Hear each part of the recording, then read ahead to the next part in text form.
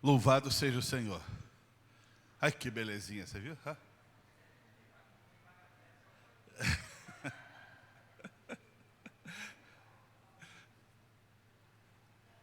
E ele vai na boa, e não vai não, ela aperta a mão dele. Nós vamos começar hoje, queridos, uma série de mensagens chamado Recomeçar. Na verdade, não foi algo que Deus nos deu, não foi, o pastor teve a ideia dessa série de mensagens. Não foi não. É uma série de mensagens, a igreja presbiteriana de Campinas, Chácara Primavera, eles trabalham só em cima de séries, só em cima de série. Então, muitas séries que nós já fizemos aqui, lógico, eu ouço lá, e aí eu compartilho e trago para os irmãos, inclusive é postado para isso, para que as igrejas, né, possam fazer a sua série, e claro que cada igreja ela vai se adaptar à necessidade real. Quando eu ouvi essa série Recomeçar, recomeçar sob a mentoria de Jesus, no mês de maio, pastor, mês de maio não é um mês de família? Sim, é um mês de família, mas esse mês eu queria fazer diferente. Por quê? Porque sempre a gente vai falar de família, a gente fala de casamento, fala sobre a criação de filhos, fala sobre o papel dos filhos, e aí sempre tem pessoas em que ficam perdidos nessas lacunas. Por quê? Porque às vezes os pais não são convertidos, ou os pais são convertidos, filhos não são, ou são pessoas que não são mais casadas, que são pessoas descasadas, que por alguma história, decorrer da sua história, perdeu seus casamentos, e aí fica uma série de mensagens manca, não consegue alcançar o coração de todos. Mulheres que vêm à igreja sem o marido, maridos que vêm sem suas esposas. Irmãos, é uma quantidade de histórias dentro de uma história. E aí eu falei, Senhor, o que fazer então para poder alcançar o coração de toda a igreja? A nossa preocupação é que todos os irmãos possam receber da palavra de igual forma, todos sejam alimentados e entendam do propósito do Senhor. Bem, recomeçar sobre a mentoria de Jesus é a ideia em que todos nós passamos por lutas, passamos por problemas, passamos por frustrações, passamos por perdas difíceis, né? Perdemos, ganhamos e faz parte da vida, mas entendermos que precisamos recomeçar, escrever uma nova história. Aquela pessoa que perdeu seu casamento por um problema, por uma sequência da sua história, reconstruir. Aquela mulher, aquele homem, aquele jovem que os seus pais não estão aqui e queriam que estivessem, recomeçar. Fazer nova todas as coisas. E esse é um atributo do nosso Deus maravilhoso. Ele faz nova todas as coisas. Você crê nisso? Amém, irmãos? Recomeçar é o que o Senhor pede para mim e para você.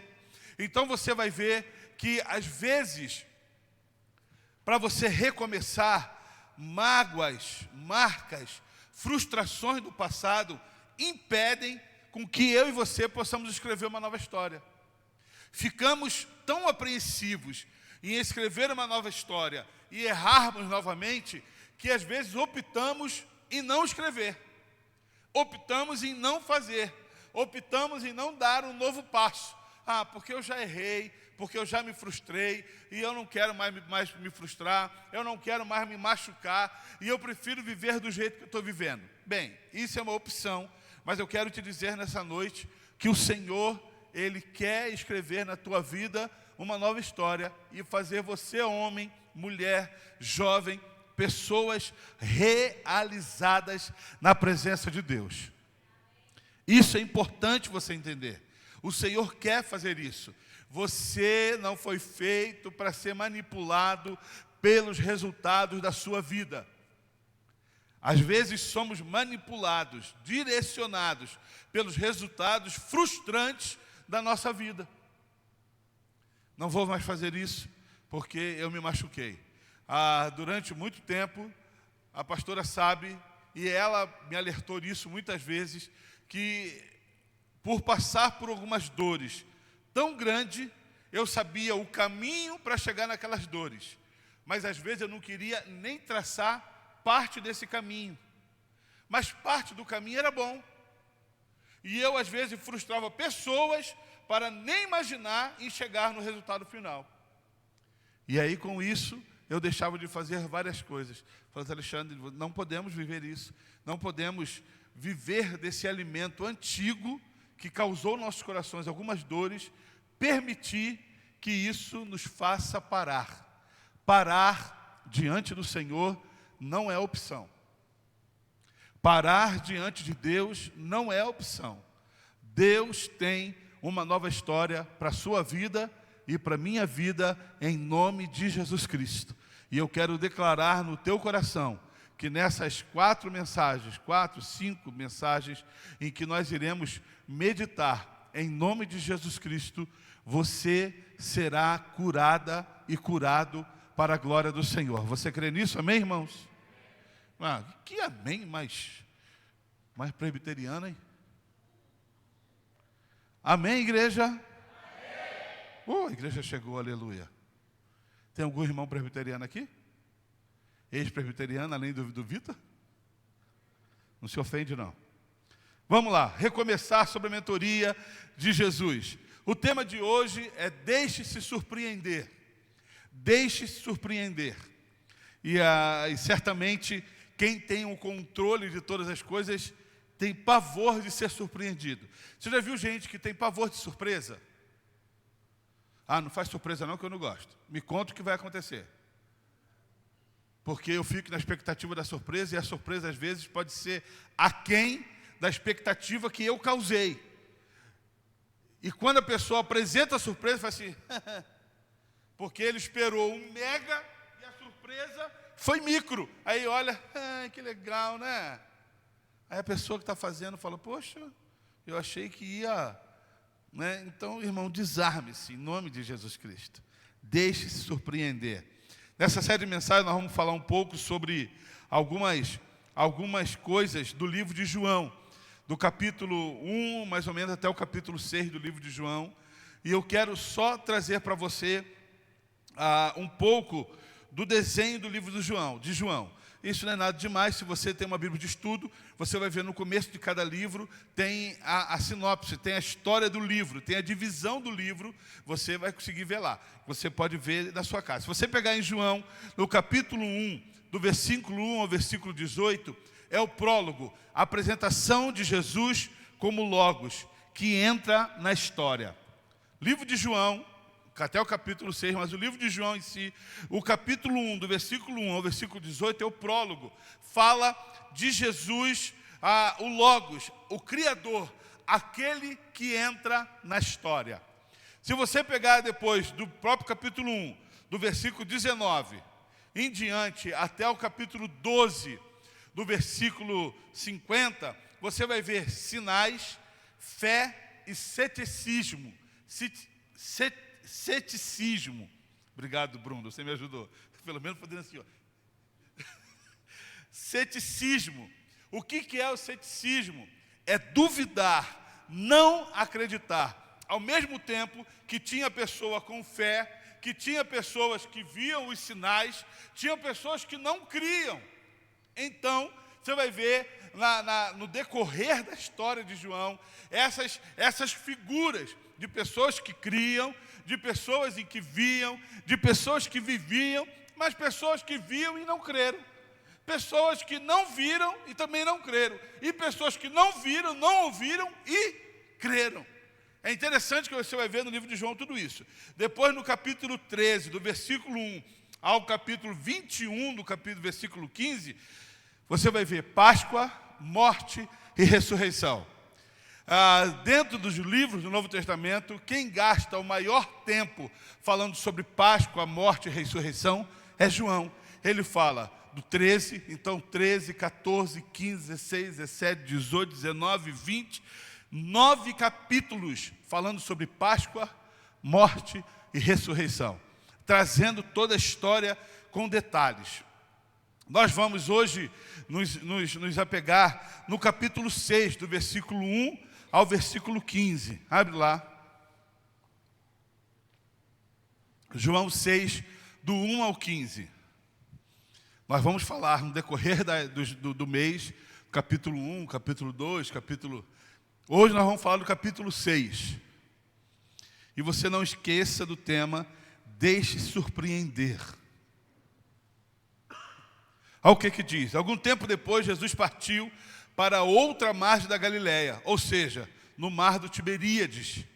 E grande multidão continuava a segui-lo, porque viram os sinais miraculosos que ele tinha realizado.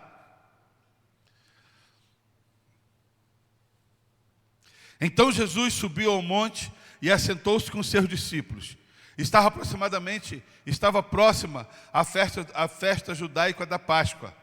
Levantando os olhos e vendo uma grande multidão que se aproximava, Jesus disse a Filipe: onde compraremos pão para esse povo comer? Fez essa pergunta apenas para pô-lo à prova, pois já tinha em mente o que ia fazer. Filipe lhe respondeu: 200 denários não compraria pão suficiente para que cada um recebesse um pedaço de pão. 200 denários, um denário era paga do dia de trabalho. 200 denários, 200 dias de trabalho, ok?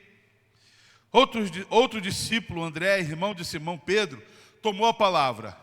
Aqui está um rapaz com 5 pães cevados e 2 peixes. Mas o que é isso diante de tanta gente? Disse Jesus: mande um povo assentar-se. Havia muita grama naquele lugar e todos se assentaram. Eram cerca de 5.000 homens, fora mulheres e crianças. Então Jesus tomou o pão, deu graças e o partiu entre os que estavam assentados, tanto quanto queriam, e fez o mesmo com os peixes. Depois que todos receberam o suficiente para comer, disse aos seus discípulos: ajunte os pedaços que sobraram, que nada seja desperdiçado. Só uma pausa aqui. É gostoso isso, queridos, porque você pega 5 pães e 2 peixes, 5.000 homens, fora mulheres e crianças, põe 15.000 pessoas, assentados ali esperando receber alguma coisa. Pessoas que estavam seguindo a Jesus e com fome, não somente de aprender, mas fome da barriga, fome com vontade de comer alguma coisa.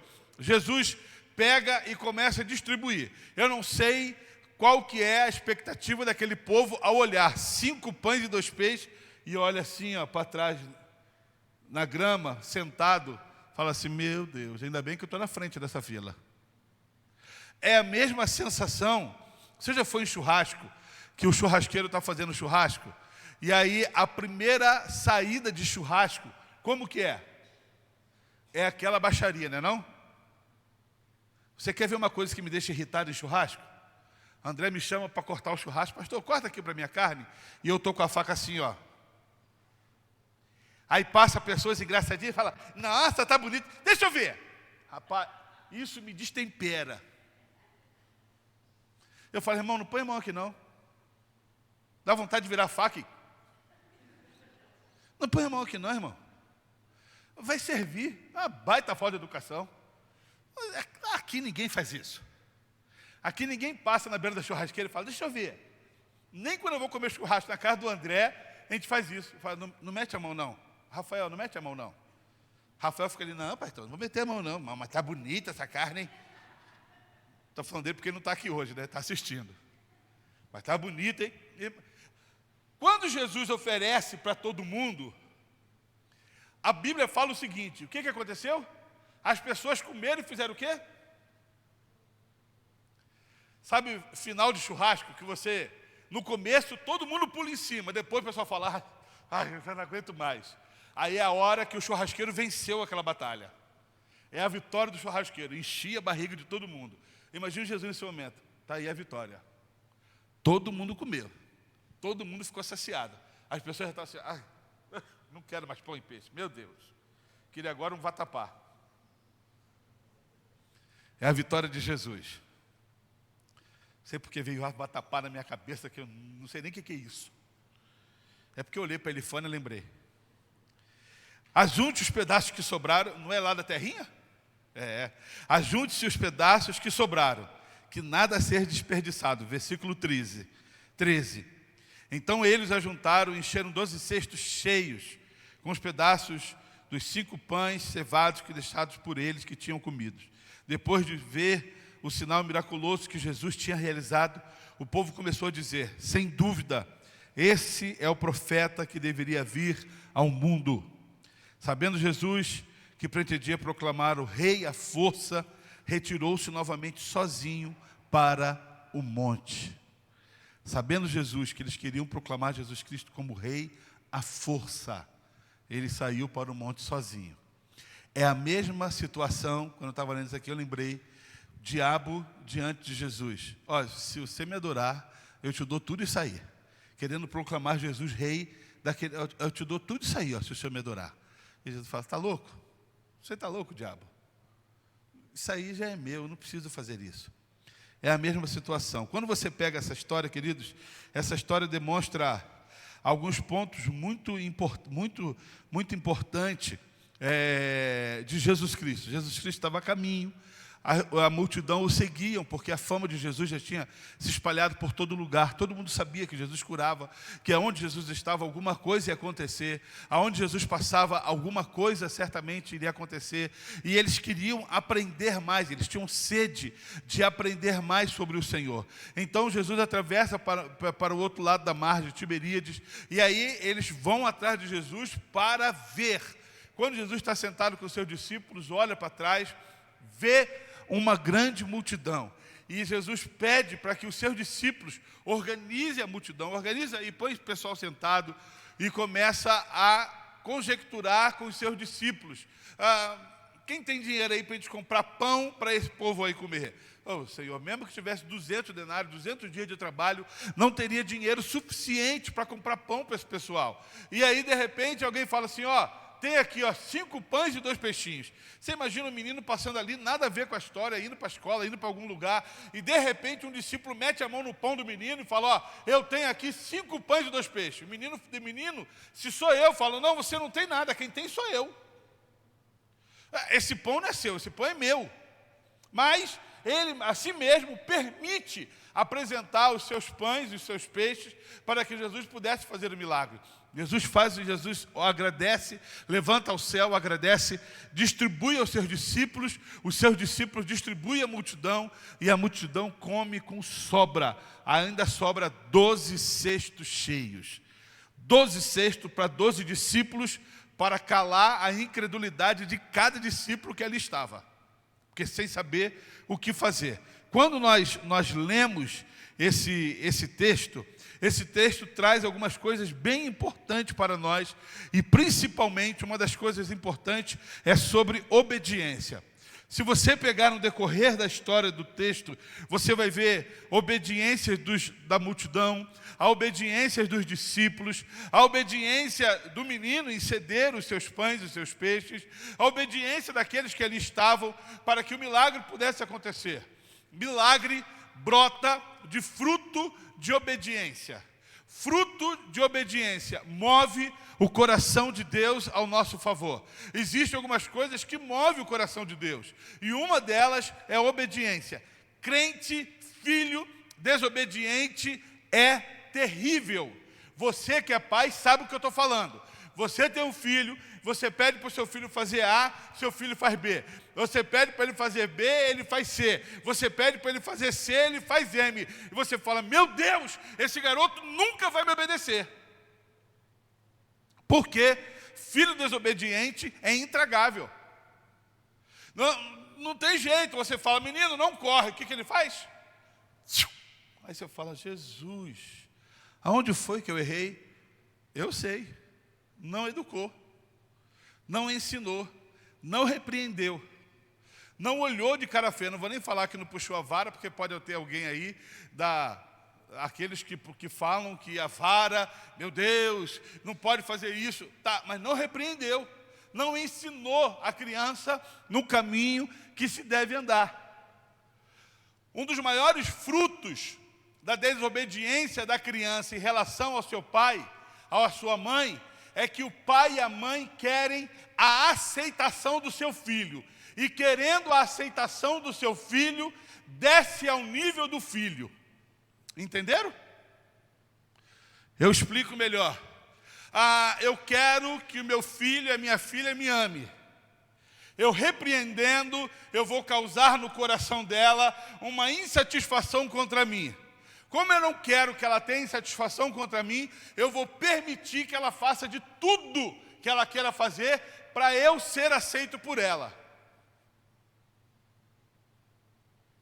O que vai acontecer? Você não vai ser aceito e você não vai educar o seu filho e sua filha. Porque o seu papel não é de amigo, é de pai. Guarda isso. Mas pastor, eu tenho que ser amigo da minha filha. Sim, repreendendo, ensinando e caminhando junto. Não descendo ao mesmo nível, enlouquecendo para querer ser amiguinho da mesma idade. Não, os seus filhos têm que ver nos senhores pais a autoridade de pai e de mãe. Somente isso, não aceitação. Eu preciso descer ao mesmo padrão da minha filha. Quando nós éramos pastores em Americana e tratávamos de adolescente, uma das maiores dificuldades que ela enfrentava, a Débora enfrentava, eu não, porque eu falava, não quero nem saber dessa história aí não. Fala com ela. É que mãe de 40, de 50 anos, queriam tornar-se adolescentes para disputar com as suas filhas. Aí é enlouquecedor. Porque se você já tem 40 anos, 50 anos, irmãos, você já está à beira do caco.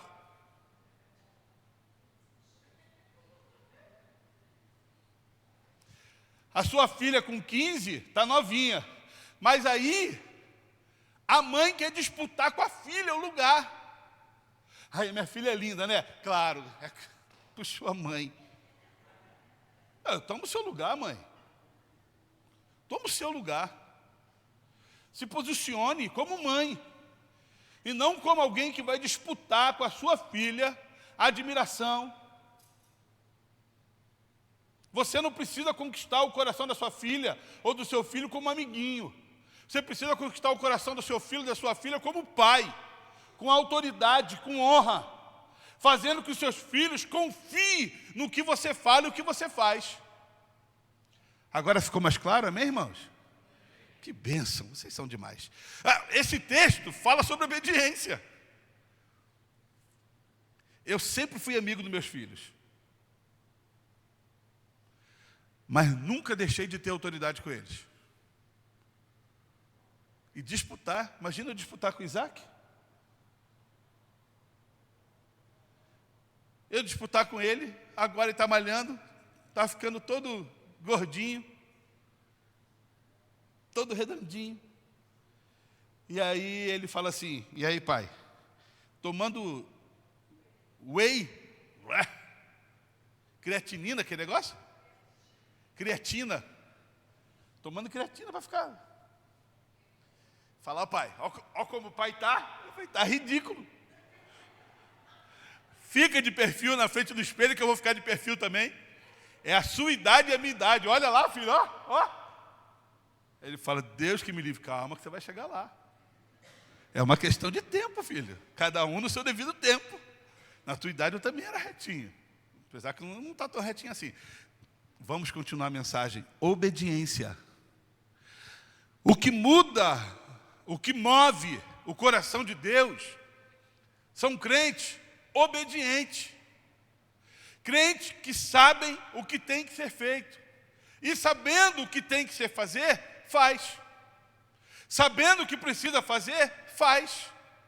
Não fica na expectativa do céu rasgar, da expectativa de alguém mandar, da expectativa, assim diz o Senhor. Não, ele simplesmente obedece às ordenanças de Deus.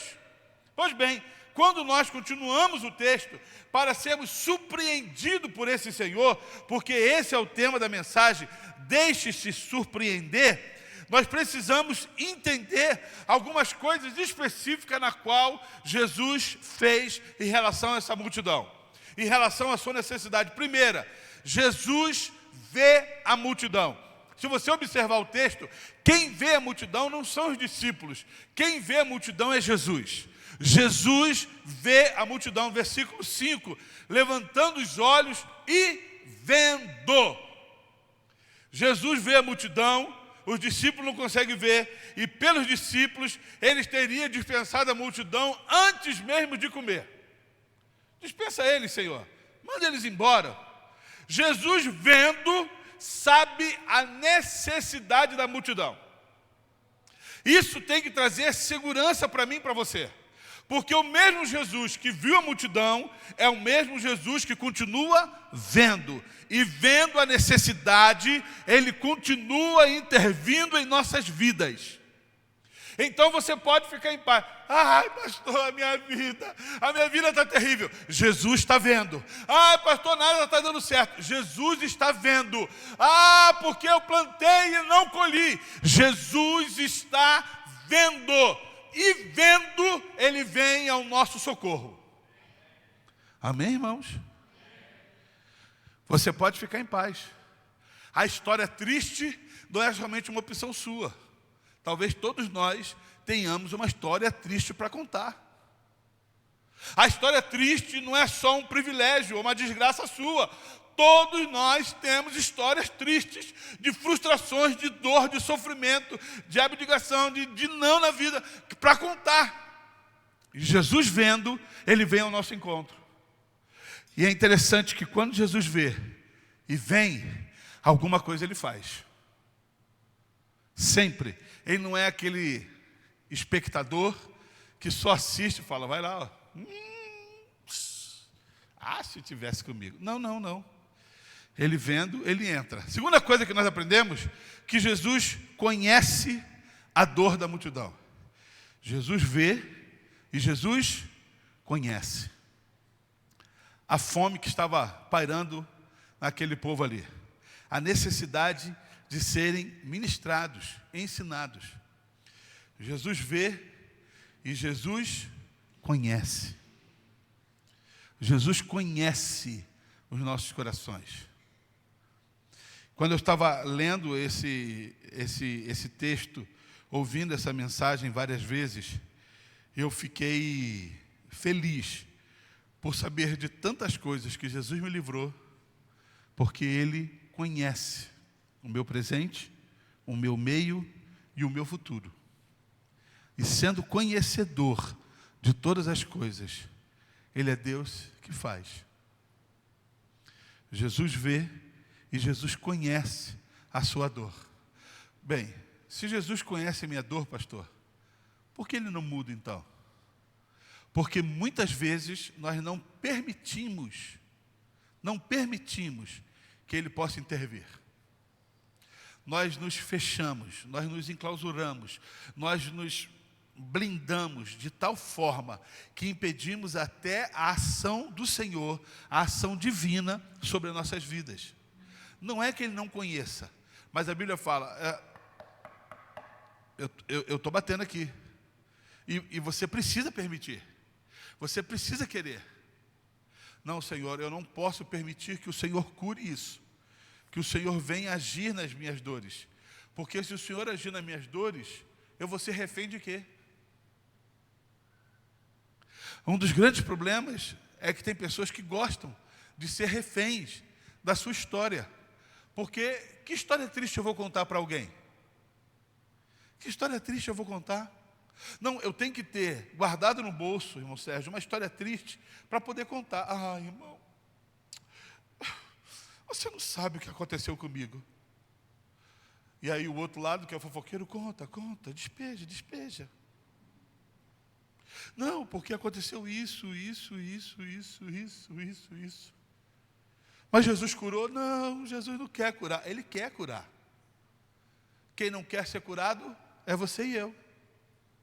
Ele quer fazer nova todas as coisas. A Bíblia fala sobre isso.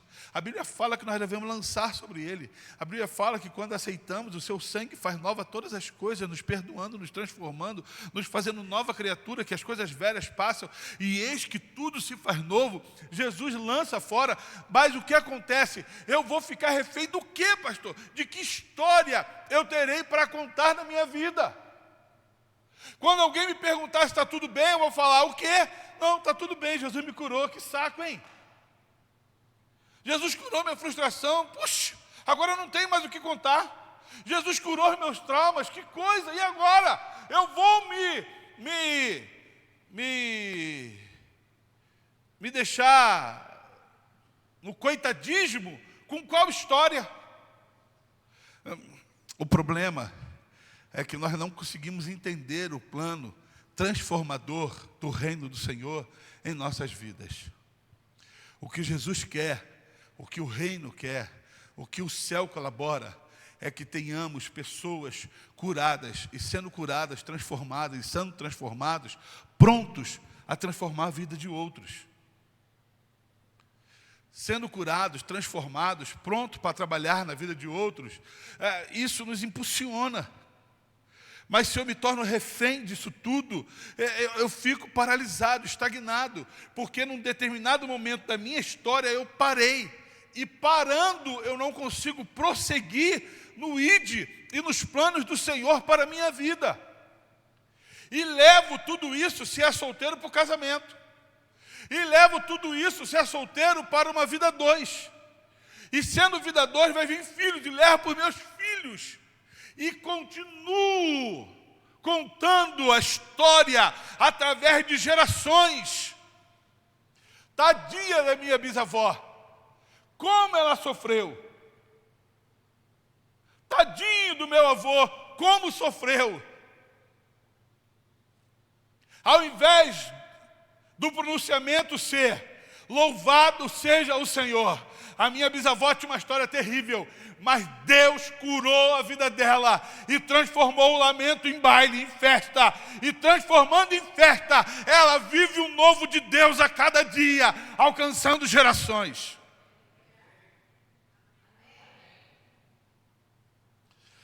Jesus conhece.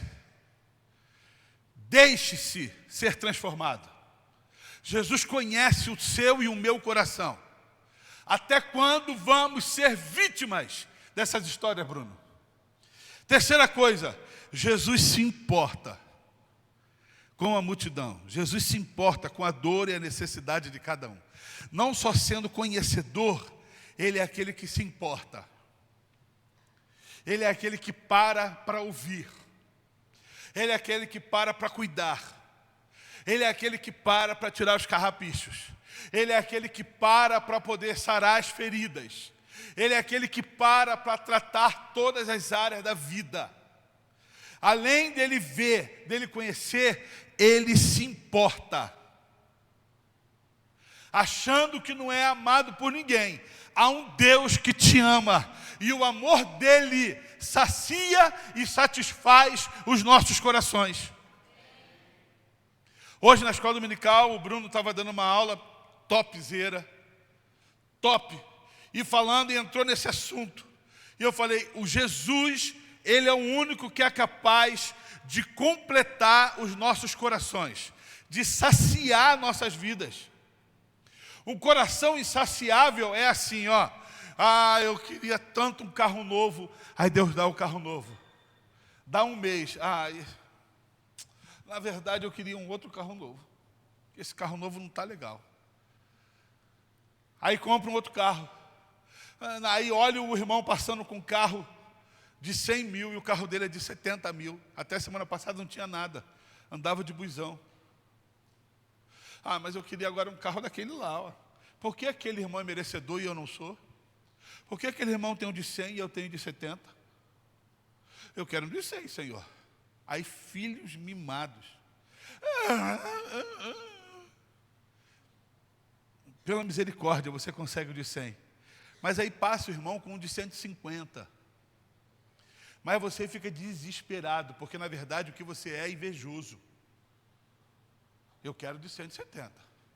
Não, se eu não andar numa X5, se eu não subir numa BM, se eu não fizer tal coisa, meu Deus do céu, nossa, eu estou passando mal. Eu preciso. Lá em casa, entre nós quatro, eu sou o que mais tenho vontade. Traumas de infância, Jesus está curando essa noite, aleluia. Traumas de infância, de garoto pobre da Baixada Fluminense. Nunca fui garoto pobre da Baixada. Meus pais sempre trabalharam demais para poder me dar. Ainda mais que eu sou filho único. E tudo era só para mim mesmo. Aquele bolo que sobrava era só meu. aquele sorvete era só meu. Mas não tinha sorvete em casa não, que meus pais não compravam. Mas morremos porque excedemos os nossos desejos. Nós trabalhamos para cumprir os nossos desejos. Isso é uma visão distorcida de trabalho. Isso é uma visão distorcida de necessidade. Não é para isso. Eu não trabalho para suprir as minhas vontades, os meus caprichos. Não, você precisa entender o seguinte, que esse Jesus que vê, que conhece, Ele se importa. Ele se importa com você e comigo. E Ele sabe do que eu preciso. E sabendo do que eu preciso, Ele vem com socorro sobre mim. Ele sabe das minhas dores, das minhas feridas. E sabendo das minhas dores, da minha ferida, Ele vem me socorrer e me curar. É tão gostoso isso quando você se permite ser curado pelo Senhor. Eu vou te contar uma história que eu nunca nem sei se a pastora lembra disso. Nós abrimos uma igreja americana, uma igreja pequenininha, uma igreja que tinha só senhoras, só idosos. E nós estávamos cantando uma canção que fala que o Senhor me conhece pelo nome, porque Ele é meu Pai. Eu não lembro a canção que era, eu acho que era do Davi Sasser. E cantando essa canção. E eu estava tocando bateria, porque não tinha baterista. E eu estava tocando. E de repente eu caí num pranto, porque naquele momento o Senhor começou a trabalhar no meu coração em relação ao meu pai. Não meu pai que morreu há 5 anos atrás, agora dia 1º fez. Não, aquele que é o progenitor, que fez e que não quer nem saber quem que é o Alexandre. E naquele dia o Senhor falou assim: Alexandre, não importa, você tem um pai que te ama e morreu na cruz do Calvário. E melhor ainda, Ele sabe o teu nome. Quem você é, porque foi Ele que te fez. E bem feito. Gordinho, tá certo. Umas dores, mas isso não é culpa de Deus, a culpa é minha. Quem mandou comer demais?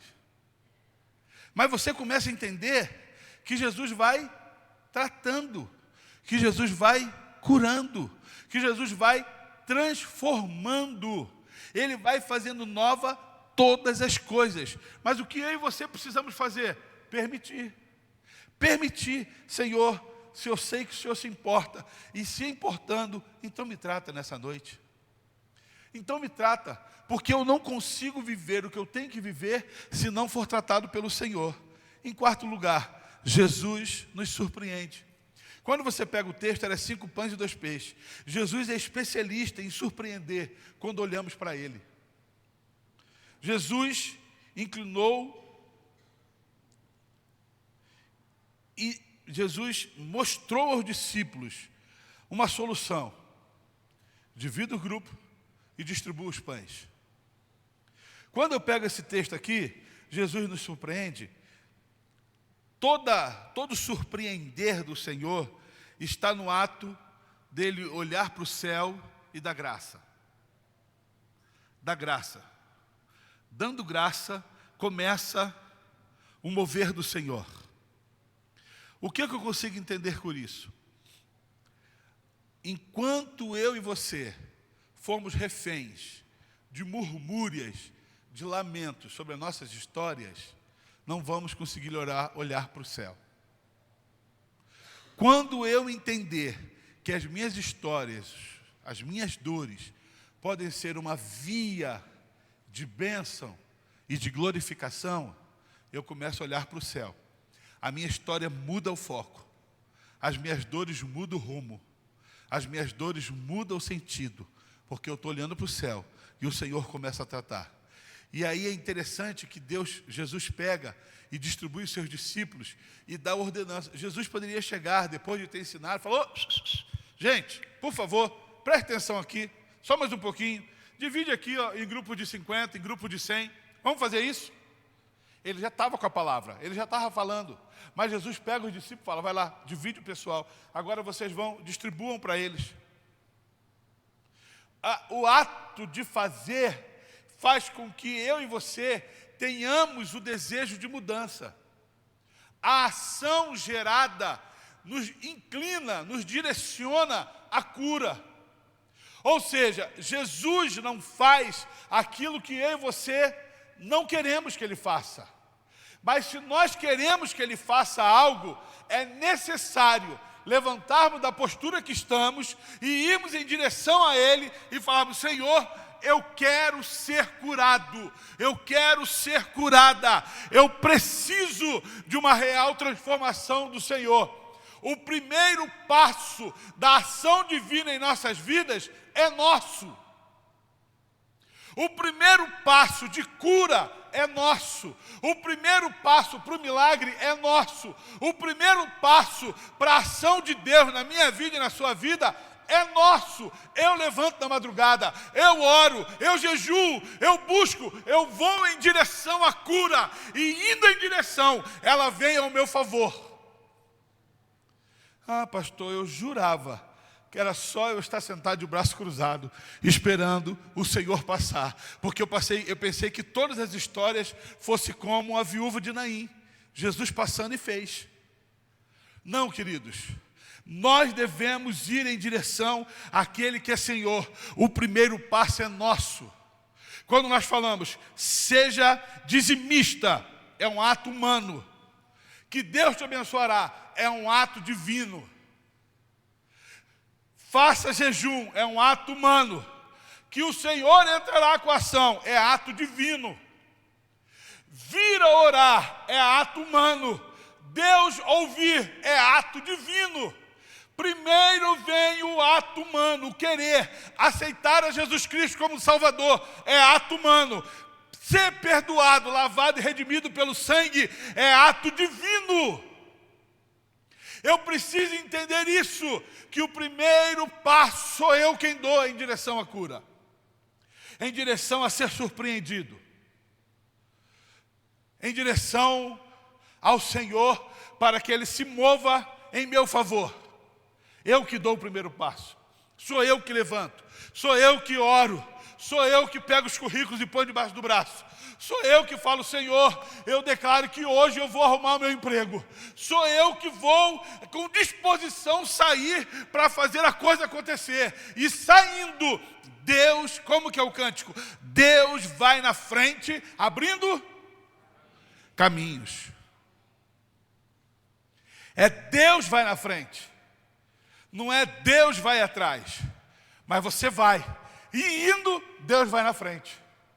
E indo, Deus age. E indo, Deus move. É Deus quem faz, desde que eu e você tenhamos a disposição de receber. Semana passada, os meninos que pregaram aqui falaram sobre o ordinário e o extraordinário. Não sei qual dos dois falaram sobre isso. O ordinário, 5 pães e 2 peixes. O extraordinário, 12 cestos cheios. O ordinário é o que está na minha mão. É o que eu posso. O extraordinário é o que Deus faz. Entenda isso, queridos. Ai, eu não estou com vontade de ir à igreja hoje. Ai, hoje me bateu uma tristeza tão profunda, uma dor. Chega a estar fundo aqui, está vendo? Estou não, mas está fundo. Eu não consigo ir. Ao invés dessa oração tinha que ser como? Estou com uma dor, estou com uma tristeza, estou me sentindo angustiado, mas eu vou, porque eu sei que de lá vai sair a minha cura. O ordinário sou eu que faço. O extraordinário, Deus age. Isso é importante nós sabermos. O que estamos oferecendo a Deus para que Ele faça ao nosso favor. O que estamos oferecendo a Deus para que Ele faça ao nosso favor. Se o primeiro passo é meu, se o primeiro passo é seu, o que você está oferecendo a Deus? Quando nós começamos a oração das 5 da manhã, falei, tem que ser algo que nos custe. Irmão, para uns não, mas para mim me custa muito acordar às 4 da manhã. Porque já se eu durmo 1 hora da manhã e o meu cachorro me acorda de hora em hora, igual a telecena, você não tem noção, meu cachorro vem na cama, irmão, aqui, ó, do lado aqui, ó, fico... passando a patinha em mim. Eu falo, Robson de Deus, para não falar de outra coisa. Vai dormir, cachorro. Cara, aí eu olho no relógio assim, eu falo, Jesus, vai dormir rápido. Aí passa a mão assim dele assim, ó. Aí ele deita, aí eu durmo. 1 hora depois, por Deus, né? Assim bem. E a patinha dele assim, ó, me arranhando. Falo, miserável. Só que não pode falar isso agora, né? Porque o prefeito falou, chuta esse gato para lá. E os caras quase crucificaram o prefeito. Os ambientalistas, não, os animalistas.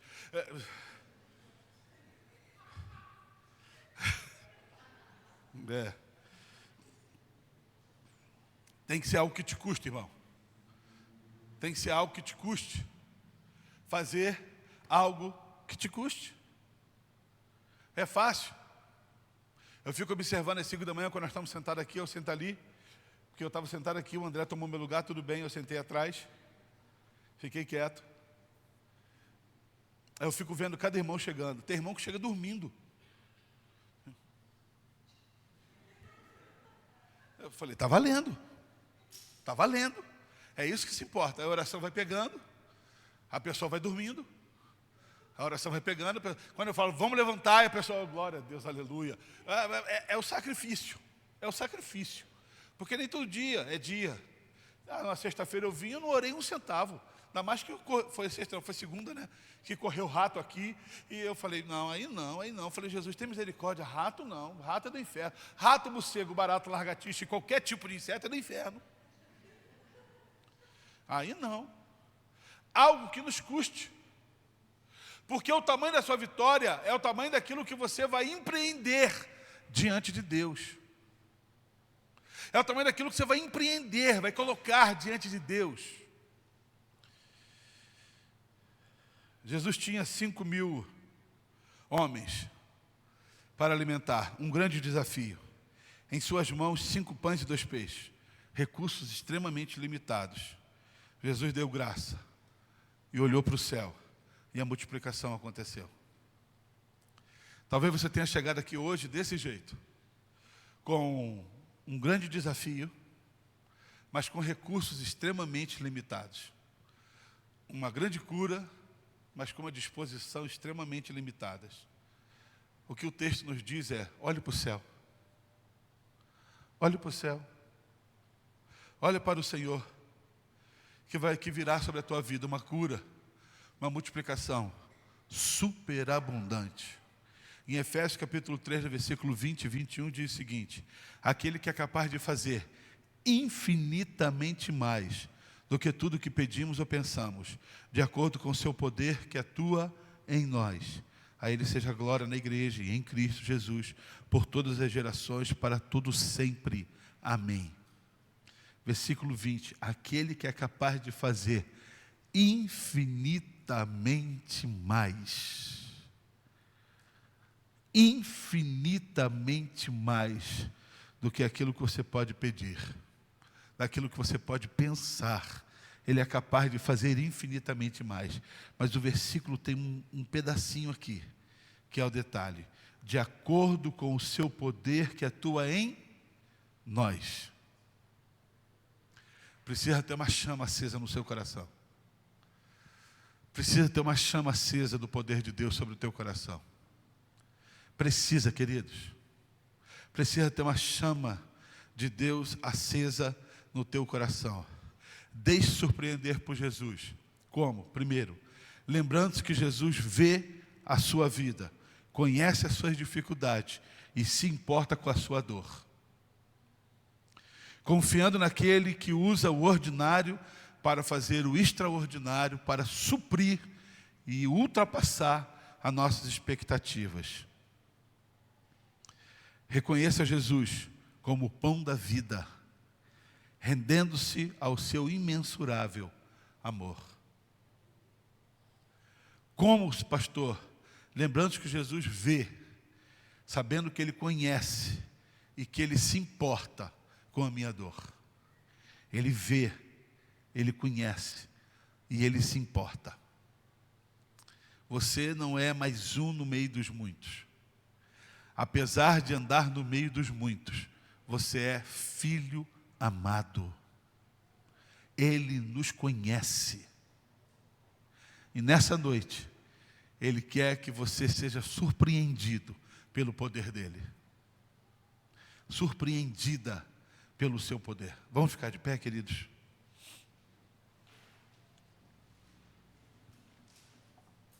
Eu quero convidar você a fechar os seus olhos nessa noite.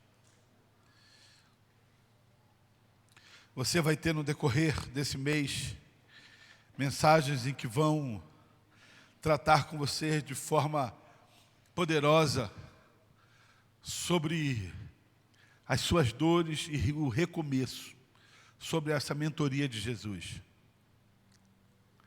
Mas o primeiro passo é importante você saber que esse Senhor, que esse Deus, que esse que é o Senhor de todas as coisas, Ele vê, Ele te conhece e Ele se importa com você. O primeiro passo para que você possa recomeçar é saber que os olhos do Senhor estão sobre a sua vida. É você saber que Ele conhece o teu coração, mesmo você não rasgando, Ele conhece. Ele não age, mas Ele conhece. E conhecendo, Ele se importa comigo e contigo. E que é necessário nós colocarmos tudo diante do Senhor. Nessa noite, eu não sei qual é o recomeço que você precisa fazer. Talvez nem a sua esposa ou seu marido saiba. Talvez seja uma dor de infância e que não tem nada a ver com o seu casamento. Talvez seja uma dor na sua adolescência, na sua infância, na sua juventude e que ficou guardado no seu coração. Talvez seja uma dor de um casamento frustrado ou de um noivado frustrado, ou talvez seja uma dor de nunca ter alcançado o que sempre quis. Mas nessa noite eu quero te dizer o seguinte: não importa a dor que é, não importa o tamanho que ela esteja doendo no teu coração, o que importa é que há um Deus do tamanho dessa dor e que Ele é capaz de curar, que Ele é capaz de transformar, Ele é capaz de fazer infinitamente mais do que aquilo que você pode pedir ou pensar. Nessa noite, enquanto o violão dedilha essa canção, eu gostaria que você fechasse os seus olhos e lançasse sobre Ele a tua dor. Não sobre mim, sobre a pessoa de Jesus. Lança sobre Ele. Fala com Ele. Fala com Ele. Abre a tua boca, fala com Ele. Fala: Senhor, eu não compreendi. Senhor, eu não aceitei. Senhor, está doendo. O que eu faço com isso? O que eu faço com essa dor, Senhor? Fala com Ele, Ele é capaz de te responder. Melhor, você é capaz de ouvir. Lança sobre Ele nessa noite. Essa série é uma série que vai curar o teu coração. É uma série que vai curar os nossos corações. E sendo-nos curados, vamos trabalhar para curar outros. Fala com o Senhor nessa noite.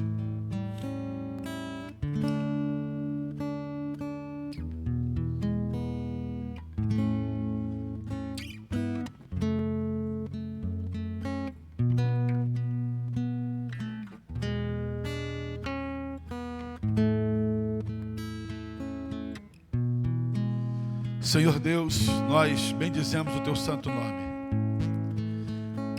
Pai, às vezes nos nossos corações, lá no profundo do nosso ser, nós guardamos dores e traumas terríveis.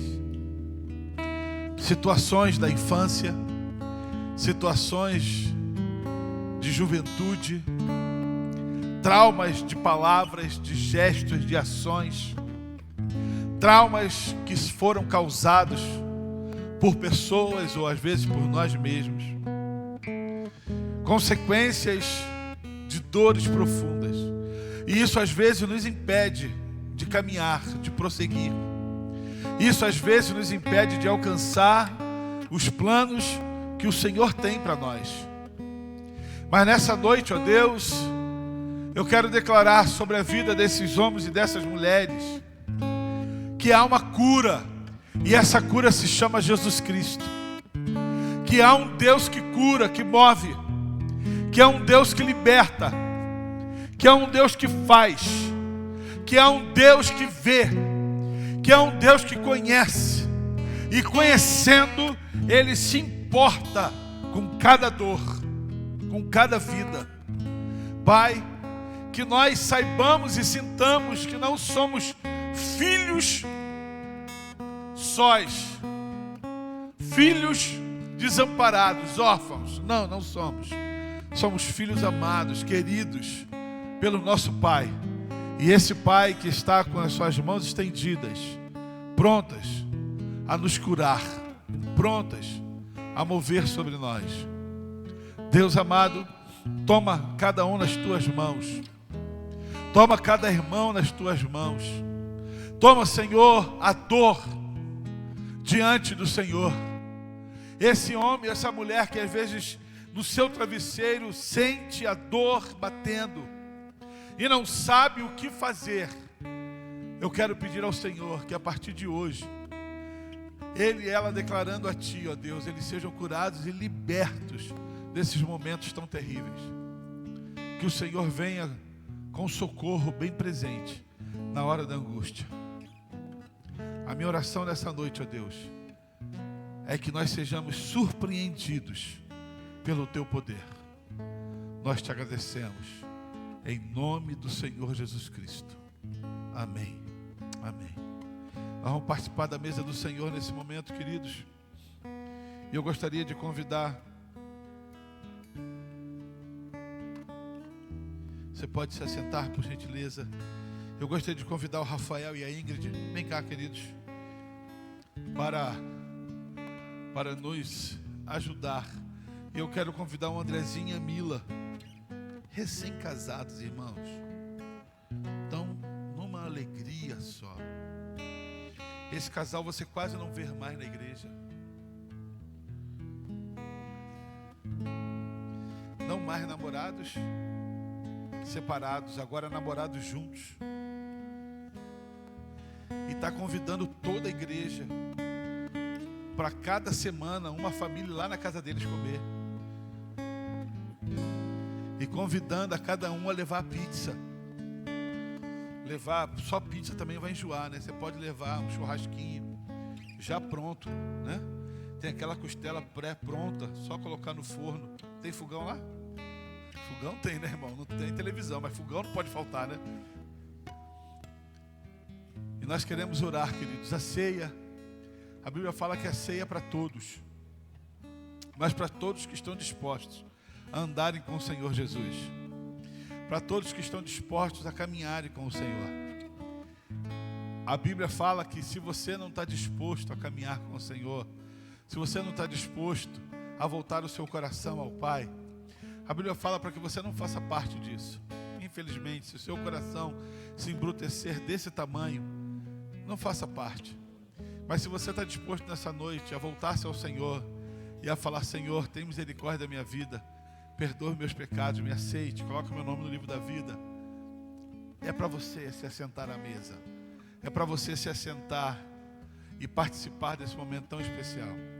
Esses irmãos estarão servindo a ceia do Senhor. E que você possa pegar do pão, do cálice, e glorificar o nome do Senhor, sabedor que essa morte do Senhor foi para você e foi para mim. Foi para que nós pudéssemos ter vida e vida em abundância.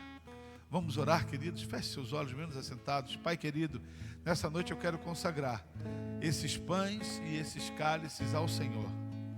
Obrigado pelas mãos que prepararam essa mesa, que prepararam, ó Deus, tudo. Ó Deus, e nós consagramos a Ti, sabedores da simbologia que ela causa em nossos corações e do impacto profundo do Senhor em nós. Pedimos, ó Pai, que esse momento não seja somente um momento de comermos, mas que seja algo tão profundo de reconhecimento, trazer à memória aquela dor, aquele sofrimento, mas acima de tudo, a vitória na cruz do Calvário. Fala conosco nessa ceia. Nós oramos em nome de Jesus Cristo. Amém. Amém. Pode servir. E você, se você desejar adorar essa canção, foi um dia na cruz que Ele morreu por mim.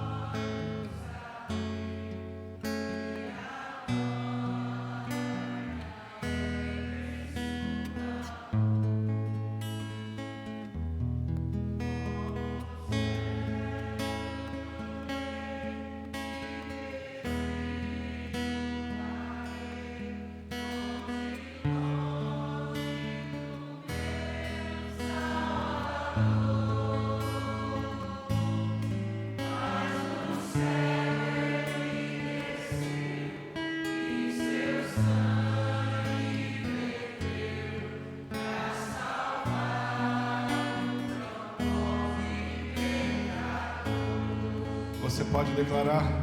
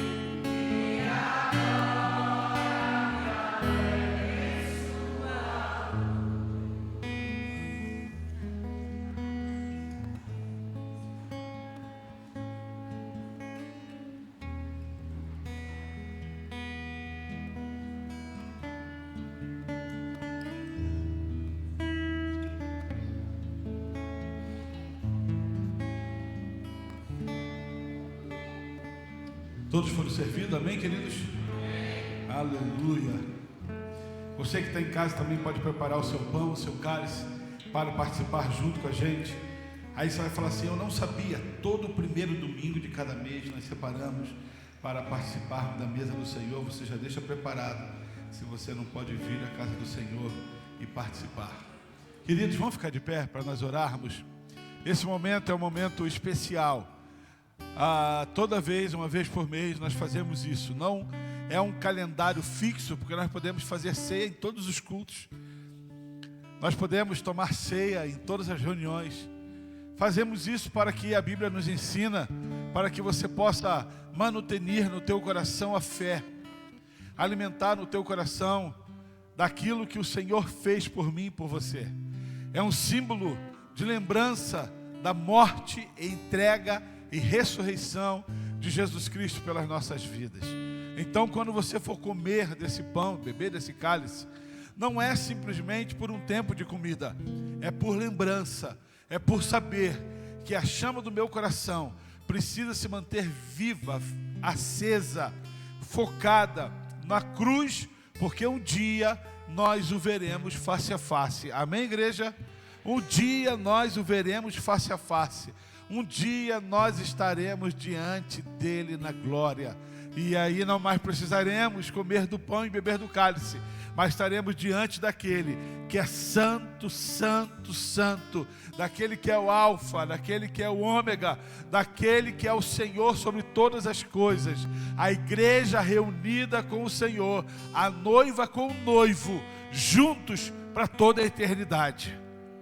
Enquanto o Senhor não vem, e que eu acho que está perto de vir, enquanto o Senhor não vem, nós participamos da mesa do Senhor, manutenindo, alimentando os nossos corações na santa expectativa que Ele virá nos buscar.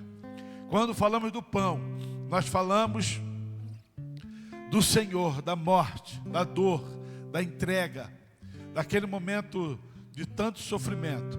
Então, queridos, a Bíblia diz que quando nós formos comer, que nós possamos comer juntos, relembrando da morte e do sofrimento, e que façamos isso em nome de Jesus Cristo. Comamos todos juntos em nome de Jesus.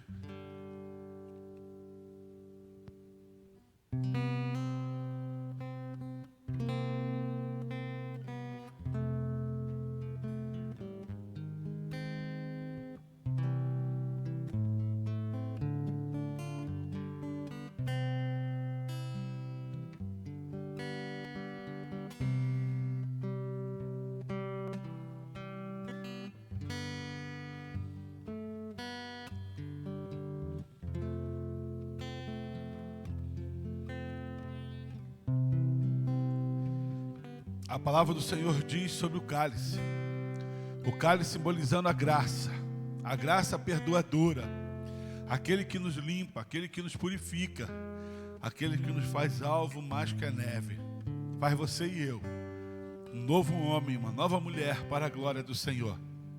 E todas as vezes que você beber desse cálice, lembre-se que Jesus se entregou e morreu na cruz do Calvário, o seu sangue foi derramado para que nós pudéssemos ser perdoados. Há perdão do Senhor sobre as nossas vidas. E sendo-nos perdoados, já não há mais acusação, não há mais cobrança, porque o preço foi pago na cruz do Calvário. Nessa noite eu quero convidar você, todos juntos, para que nós possamos tomar do cálice do Senhor e relembrarmos com alegria da morte. Tomamos todos juntos em nome de Jesus.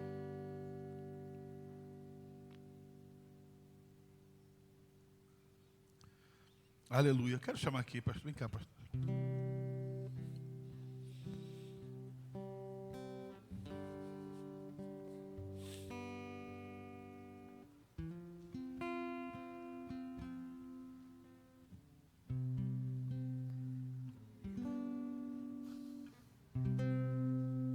Oremos. Pai, nós te damos graças. Nós te louvamos, ó Deus, porque assim como foi ministrado nessa mensagem de recomeçar, que possamos recomeçar a nossa vida olhando aquilo que precisamos de acerto, de conserto, de socorro. E também te louvamos, ó Deus, pelo privilégio de ter a certeza que o Senhor é um Deus vivo, que ouve o nosso clamor, que ouve e aceita a nossa iniciativa de ir mais perto do Senhor, de procurar ao Senhor. Te louvamos, ó Deus, pelo privilégio de sentar à mesa do Senhor, trazer à memória o sacrifício vivo do Senhor na cruz por cada um de nós. Não temos palavras para poder agradecer por tão grande amor e graça derramada sobre a nossa vida. E o que nós podemos oferecer, mediante tudo aquilo que o Senhor tem nos dado, é um coração contrito, é a nossa vida totalmente disponível ao Senhor, para que o Senhor faça aquilo que o Senhor desejar. Nós te louvamos, ó Pai, pela alegria de saber que sim, o Senhor morreu na cruz, mas o Senhor ressuscitou e vivo está. E pela sua vida nós temos vida, vida em abundância, conforme o Senhor nos prometeu. Por isso nós te louvamos e te agradecemos por tudo que o Senhor é, por tudo que o Senhor faz, por tudo que o Senhor representa em nossas vidas. Nós te louvamos, nós te damos honra, nós te damos glória e todo o louvor. Assim nós oramos em nome de Jesus. Amém.